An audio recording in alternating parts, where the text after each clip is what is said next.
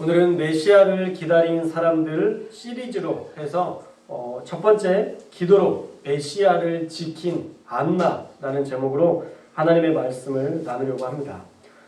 대림절 또는 대강절이라고 말하는 성탄절 이전의 4주간의 그 기간에는 예수 그리스도의 오심을 기다리는 절기입니다.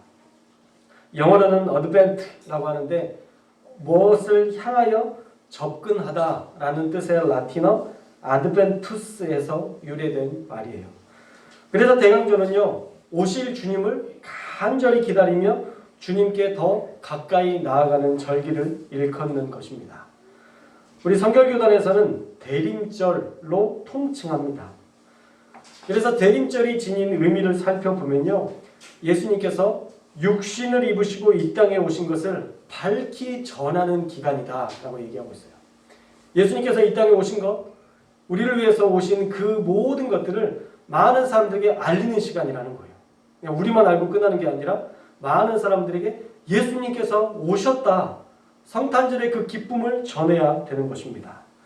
또 메시아의 대망을 그 옛날 이스라엘 백성들이 기다렸던 것처럼 우리도 성육신하신 예수님을 기쁨과 간절함으로 우리 안에 모신, 저와 여러분의 그 마음 안에 모시는 그런 기간이 되어야 합니다.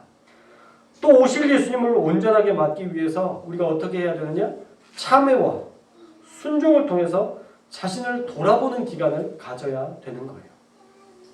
우리가 거룩하지 않고, 우리가 깨끗하지 않고, 우리가 온전하지 않으면서 우리의 모든 죄, 지금까지 살아왔던 모든 죄의 문제, 아기 예수한테 다 전가해야지. 그건 사실 그리스도인의 온전한 모습이 될 수 없는 것이죠. 우리 안에 있는 모든 죄, 우리 안에 있는 모든 연약함들을 하나씩 하나씩 정리해 나아가면서 우리가 참회하면서 주님께 더 가까이 나아가는 시간이 바로 대림절이라는 것입니다. 그래서 궁극적으로는 다시 오실 주님을 기다리며 준비하는 시간이 되어야 한다는 것이죠. 우리가 언젠가 주님을 다 만나게 되어 있습니다. 우리가 가거나 주님이 오시거나 둘 중에 하나로 우리는 반드시 주님을 만나게 돼요. 우리가 주님을 만날 그때 부끄러움 없고 흠없는 모습으로 만나기 위하여서 우리가 전적으로 주님께 나아갈 수 있는 준비된 시간을 이 대림절의 기간에 가져야 된다는 것입니다. 이런 절기의 의미를 알고 우리가 이제 성탄을 준비하면서 메시아를 기다리는 저와 여러분의 그런 대림절의 기간이 되시기를 축복합니다. 자, 오늘부터 대림절 첫 번째 주일로요, 메시아를 기다린 사람들 시리즈로 4주간 설교를 하려고 합니다.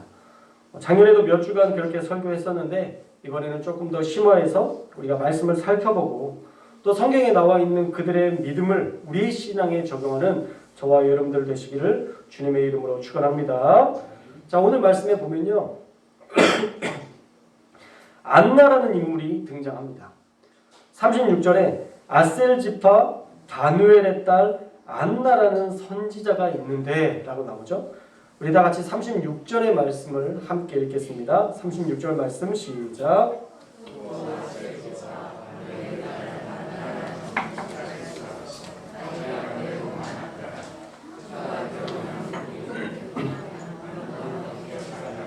아멘. 자, 안나는 아셀 지파라고 말합니다. 이 아셀이라는 말의 뜻은요, 아샤르, 행복한, 축복받은 이라는 뜻이에요. 그 지파의 이름이 행복한, 축복받은 이라는 뜻입니다. 그리고 아버지 바누엘은 히브리어로는 페누엘이라고 말하는데 우리가 잘 아는 브니엘입니다. 브니엘. 야곱이 천사와 씨름해서 이스라엘이라는 이름을 얻었고 또 야곱이 그곳에 이름을 붙였던 지명의 이름이 브니엘인데 이 브니엘이라는 이름의 뜻은요, 하나님의 얼굴, 하나님의 임재를 나타내는 것입니다. 그리고 안나라는 이름은요, 구약의 한나에 해당하는 이름이에요. 구약의 한나. 여호수아는 신약의 예수님, 예수라는 이름과 같은 이름이죠. 자, 한나는 은혜, 은총이라는 의미입니다. 그래서 안나 선지자의 삶을 우리가 이 지명이나 지파나 이런 이름의 해석만으로 완벽하게 분석할 수는 없지만 성경이 의미 없이 기록한 것은 없다라는 것을 믿는다면 안나는 행복한 지파에서 하나님의 얼굴을 구하는 아버지 밑에서 하나님의 은혜와 은총을 받으며 자란 딸이었다라는 것을 우리가 추측해 볼 수 있습니다. 그런데 이상한 것은 우리의 기대와는 전혀 다른 부분이 그 뒤에 이어져서 나온다는 거예요. 그것은 이 여인이 결혼한 후에 7해 동안 남편과 함께 살다가 남편이 죽어 과부가 되고 84세가 되도록 홀로 살았다라는 거예요. 우리 37절도 함께 읽어볼까요? 37절 말씀 시작.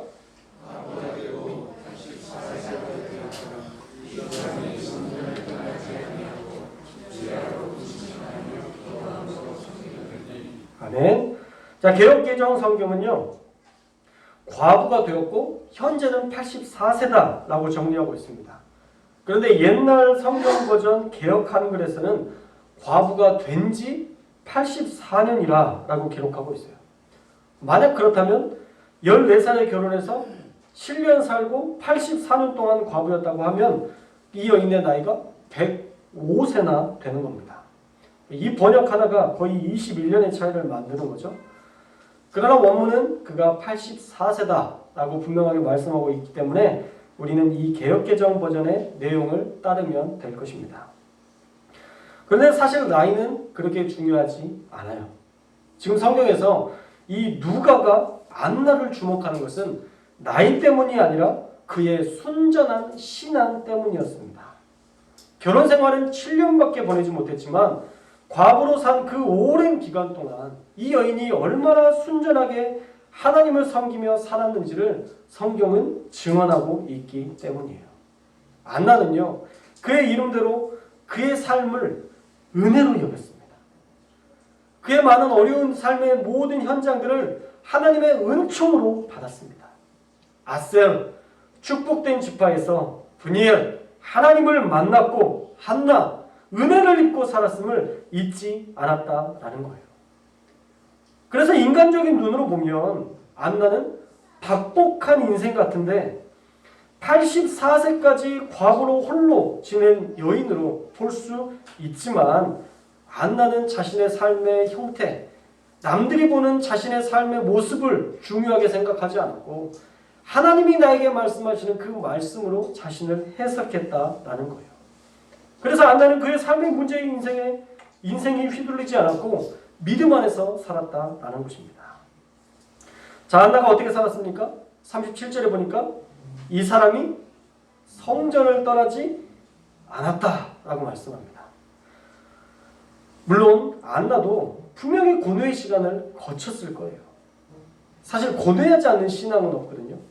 많은 고민과 많은 기도와 많은 사색과 많은 번뇌와 이 모든 것들을 기도 안에서 우리가 계속 풀어내면서 해석이 되고 하나님의 뜻을 찾아가는데 그 기도하는 성전을 떠나지 않고 기도했다면 그는 어떤 하나의 결론에 이르게 되는데 그 결론이 무엇이냐면 하나님이 여전히 나와 함께 하신다는 거예요.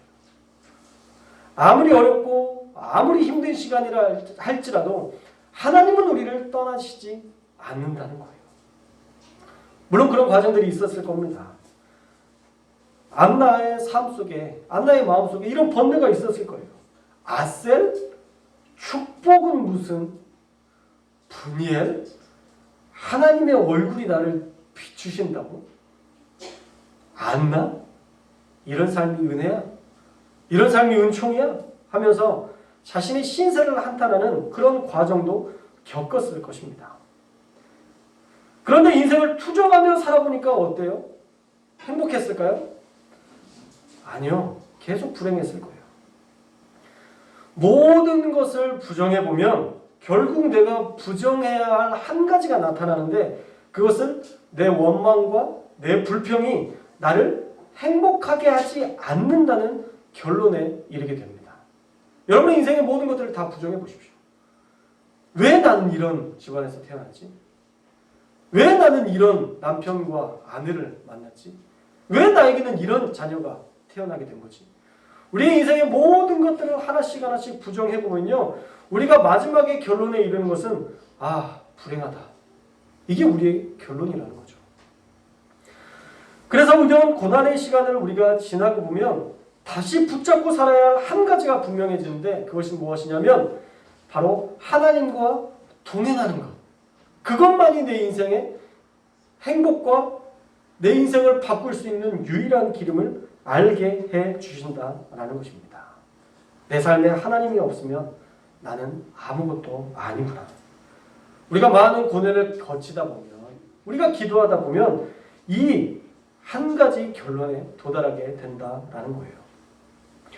그래서 모든 것을 경험했던 솔로몬이 인생을 전도서에서 이렇게 정리하잖아요.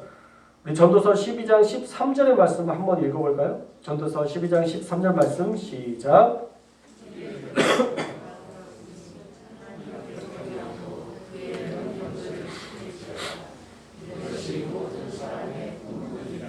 아멘. 솔로몬은요 다 해봤어요. 착한 일도 다 해봤고, 그가 할 수 있는 모든 쾌락의 것들도 다 해봤고, 책도 원 없이 읽었습니다. 모든 것들을 다 해본 다음에 마지막 전도서 12장의 결론의 말씀에서 이렇게 이야기하는 거예요. 일의 결국을 다 들었지. 결국 뭐가 가장 중요하냐면 하나님을 경외하고 그의 명령을 지키는 것. 이것이 진짜 사람이 살 때 가장 행복한 유일한 길임을 솔로몬이 증거하고 있는 것입니다. 이 말씀을 공동번역은 이렇게 말씀합니다. 들을 만한 말을 다 들었을 테지만 하나님 들어온 줄 알아 그의 분부를 지키라는 말 한마디만 결론으로 하고 싶다. 이것이 인생의 모든 것이다. 하나님의 분부를 지키며 사는 것. 이게 인생의 모든 것이라는 거예요.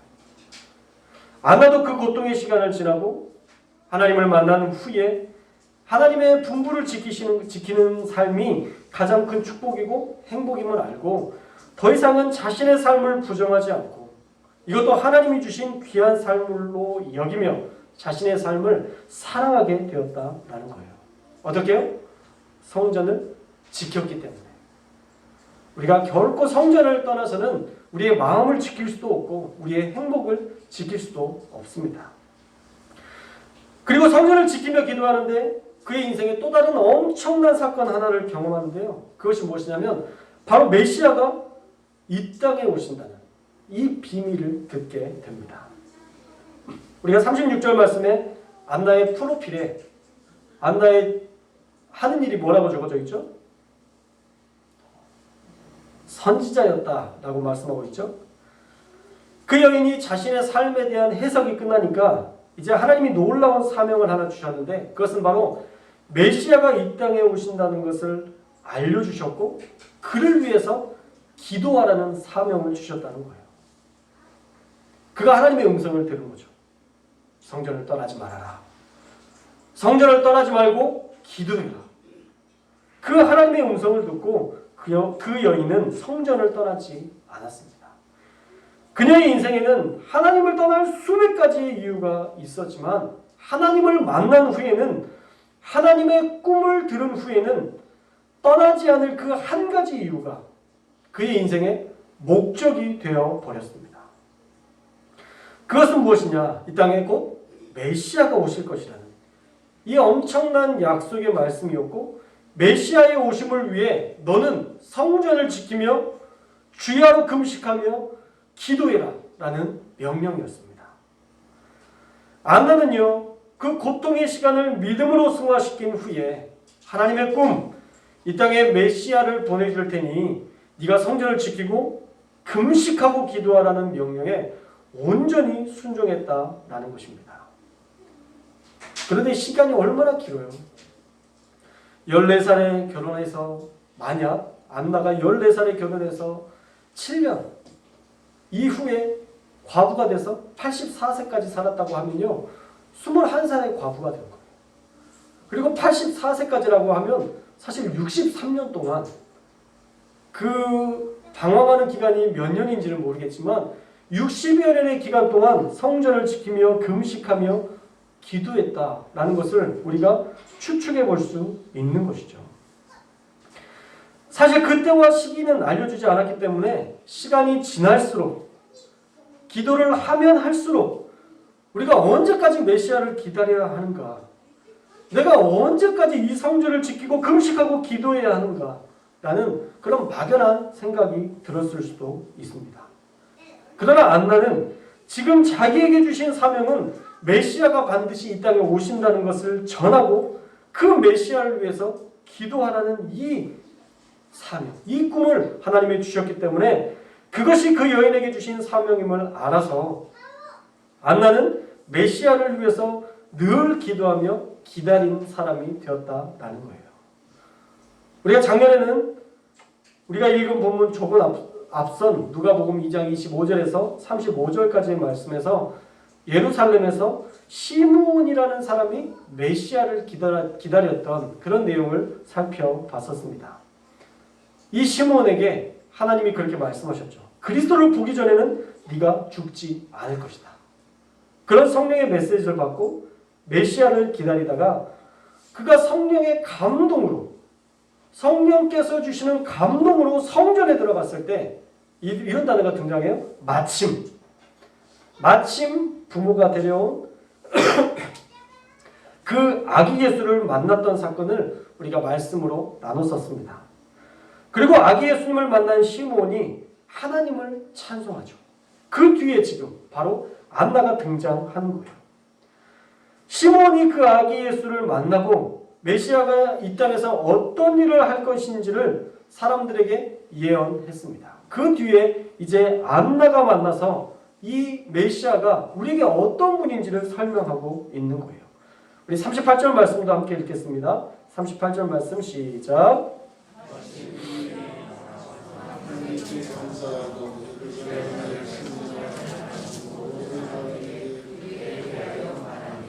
아멘. 자, 여기에도요, 마침 이때라는 말씀이 나와요. 마침 이때. 시므온도 안나도 이미 계획된 시간을 알고 갔던 것이 아니라 그 날이 되니까 알게 하시고 성전에서 아기 예수를 만나게 하셨다라는 거예요. 그렇게 오랜 시간 동안 60여 년의 기간 동안 금식하며 기도하며 메시아를 기다렸던 그의 그 순전함, 아기 예수를 만나고자 하는 그 간절함, 그런 마음을 가지고 예수님을 만났을 때에 안나가 얼마나 감격했겠어요. 얼마나 하나님께 감사했겠습니까? 그러면서 그가 들었던 메시지, 이 아기가 예루살렘의 성량을 바라는 모든 사람에게 구원을 줄 것이라는 이 엄청난 메시지를 이 안나가 선포했다라는 거예요. 예루살렘의 성량을 바라는 모든 사람들, 아마 구원에 대해 고민하는 모든 사람에게 예수님이 값없이 모든 죄를 속량하신다는 은혜의 말씀을 선포했을 것입니다. 사랑하는 여러분, 구원은요, 모든 자에게 주시는 하나님의 은혜입니다. 특별히 예수님이 이 땅에 오신 후에는 구원받지 못할 사람은요, 단 한 사람도 없게 만드셨어요. 모두에게 구원의 길을 열어주신 것입니다. 할렐루야. 단 하나의 조건만 맞으면 그 누구라 할지라도 그 사람은 구원받을 자격이 주어지는 거예요. 그게 무엇이냐면 그의 이름을 믿으면, 예수 그리스도의 이름을 믿고 나의 구원자로 영접하면 그가 어떤 사람이라 할지라도 그는 하나님의 나라에 속한 자로 영원한 나라의 백성으로 살아갈 수 있게 하셨습니다. 할렐루야. 살인마가 구원받을 수 있나요?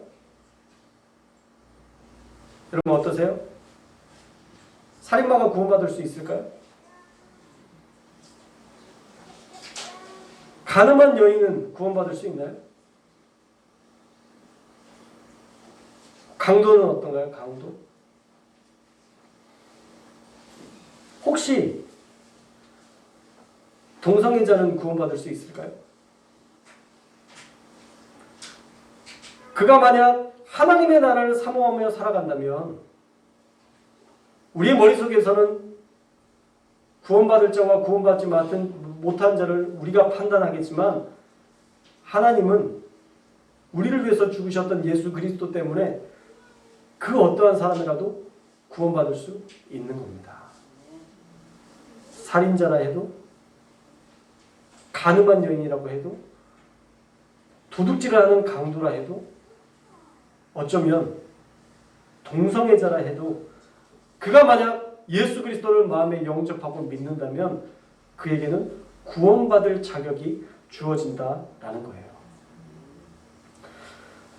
어제 홍석천 씨가 모태신앙인데 구원에 대해서 고민하고 자기는 어떻게 해도 불구덩이에 빠질 동성애자라고, 지옥불에 떨어질 사람이라고 구원에 대해서 고민하는 이야기를요 TV에서 다뤘습니다. 저도 설교 준비하는 과정이어서 못 봤는데 아내가 그 이야기를 해주더라고요. 다시 한번 그 내용을 보고 싶은데, 이 땅의 교회가 동성애자는 지옥에 갈 것으로 규정해버렸기 때문에 그들은 교회에 나오지 못합니다. 하나님의 구원에 자격이 있나요? 그가 예수 그리스도를 믿기만 하면 되는 거 아니에요? 우리가 지은 죄와 홍석천 씨가 지은 죄의 무게 사실 똑같습니다. 홍석천 씨나 나나 여러분이나 우리 모두의 실상은요, 사실 우리 진짜 실상은요 지옥불에 떨어질 죄인이에요. 누구는 더 무겁고 가볍다고 해도요 그거 의미 없어요. 우리가 하루에 3번만 죄를 지어도 평생에 9만 번 이상의 죄를 짓습니다. 하루에 3번만 지어도 9만 번이나 8만 9,999번에 똑같은 거예요. 우리 전라도에서는 이런 표현을 씁니다.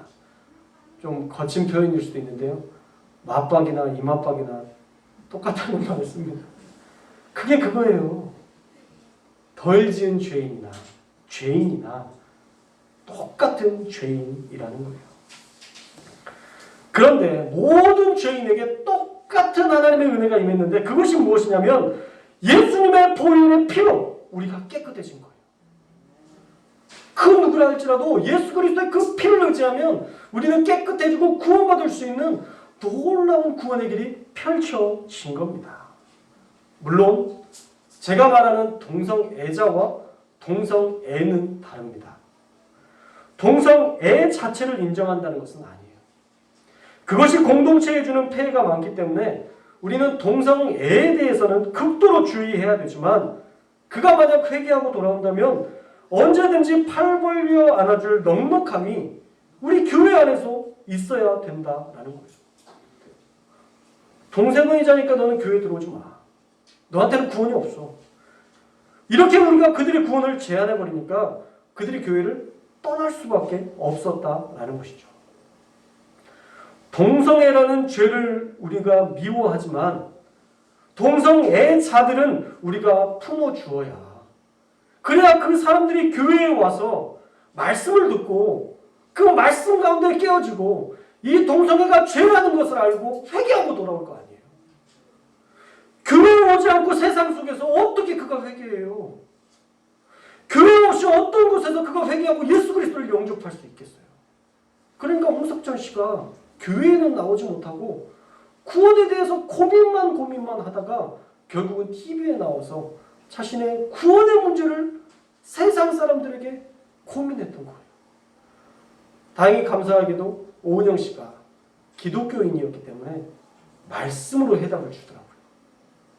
요한일서의 말씀을 주었다고 얘기하는데 저도 정확히 본 게 아니까 명확하게 말씀할 수 없지만 하나님은 그 사람 자체를 사랑하신다, 이런 해답을 줬다고 이야기 들었습니다. 맞잖아요. 하나님이 우리 이 자체를 사랑하셔서 구원하신 거지, 어떤 다른 조건으로 생긴 걸로, 우리가 가진 돈으로, 우리 어떤 권위나 어떤 것으로, 그것으로 우리를 구원해 주신 게 아니라는 거예요. 청년들도 마찬가지입니다. 교회가 너무 정죄에 익숙해져 있어요. 이게 맞고 저게 틀리고, 그러다 보니까 어른들이 그 틀 안에 안 맞으면 늘 혼내고 정죄하는 교회. 제가 사역을 하면서 그런 교회들을 정말 많이 경험했습니다. 그러니까 청년들이 교회를 안 나오는 거예요. 교회 나와서 열심히 뭔가를 하는데 맨날 혼나. 왜 그렇게 짧은 치마를 입어? 누가 화장을 그렇게 진하게 하고 다니래? 사실 우리 어렸을 때 다 그렇게 다녔잖아요.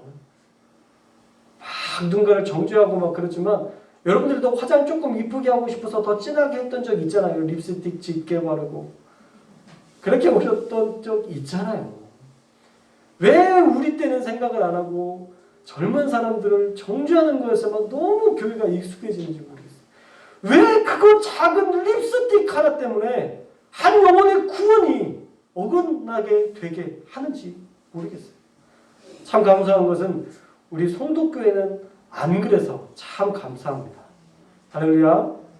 지금까지 잘하셨으니까 앞으로도 정죄하기보다는 칭찬하고 사랑하고 품어주고 인내하는 그런 교회가 될 수 있기를 주님의 이름으로 축복합니다. 정말 우리가 사랑으로 그들을 안아주고 품어줘야 돼요. 우리가 어디서 위로받겠어요? 회사에서 위로해 줄까요? 회사에 가는데 사랑하고 축복합니다. 당신은 사랑받기 위해 태어난 사람이에요. 막 그렇게 축복해주는 그런 회사 있어요? 없잖아요. 왜 일을 이따위로 해? 도대체 뭐 하는 거야? 넌 생각이 있어? 맨날 이런 얘기만 듣다가 교회에 왔는데 넌 치마를 왜 그런 걸 입어? 왜 이렇게 화장이 진해? 남자가 이렇게 말이 거칠어? 뭐 다양한 정죄만 하고 있던 어디서 위로받냐고요? 교회가 위로해주는 공간이 되어야 돼요. 교회가 사랑의 공간이 되어야 돼요. 그래야 교회를 통해서 하나님의 사랑을 발견할 수 있게 되는 것입니다. 사랑하는 여러분, 하나님의 사랑을요, 우리를 통해서 볼 수 있어야 교회는 다시 그 교회다움을 회복할 수 있을 것입니다. 안나는 예루살렘의 속량을 바라는 모든 사람에게 그 구원의 소식을 전했습니다. 이 작은 아이가 너희들의 모든 죄를 대신하여 십자가를 질 것이고 너희의 모든 죄가 진홍같이 붉을지라도 눈과 같이 희게 될 것이라는 그 이사야서의 말씀을 이제 이 아이가 이룰 것이다. 대속의 은혜를 안나가 전했던 거예요. 여선지자 안나에게는 두 가지 사명이 있었습니다. 하나는 메시아가 오실 때까지 해야 했던 기도의 사명이었고요. 또 하나는 이 아기 예수가 우리에게 주실 대속의 은혜를 전하는 사명이었어요. 놀랍게도요, 안나의 그 기도 덕에 39절에 율법을 따라 모든 일을 마쳤다고 말씀하는데 사실 기록되지 않은 엄청난 사건이요, 이 안에 엄청난 많은 일들이 포함되어 있습니다. 동방박사를 만났고요, 헤롯이 아기 예수를 죽이려는 것 때문에 이집트로 피신해 있다가 헤롯이 사망한 후에 다시 나사렛으로 돌아왔습니다. 그런 엄청난 죽음의 위협을 당했던 아기 예수가 그렇게 순적하게 그 모든 것들을 뛰어넘어 다시 나사렛으로 돌아올 수 있었던 힘은 무엇인가? 저는 84세까지 성전을 지키고 주야로 금식하며 메시아를 위해 기도했던 이 안나의 중보기도 덕에 아기 예수가 무사히 나사렛으로 올 수 있었다라는 결론을 내리게 됐습니다. 할렐루야. 기도는 땅에 떨어지지 않거든요. 60년간 열심히 기도한 것 같았지만 내가 도대체 뭘 위해서 이렇게 기도했나 생각이 들지 모르지만 그의 60년의 기간 때문에 이 아기 예수가 보호받을 수 있었다는 거예요. 그리고 40절 말씀, 우리 40절 말씀은 함께 읽겠습니다. 40절 말씀 시작.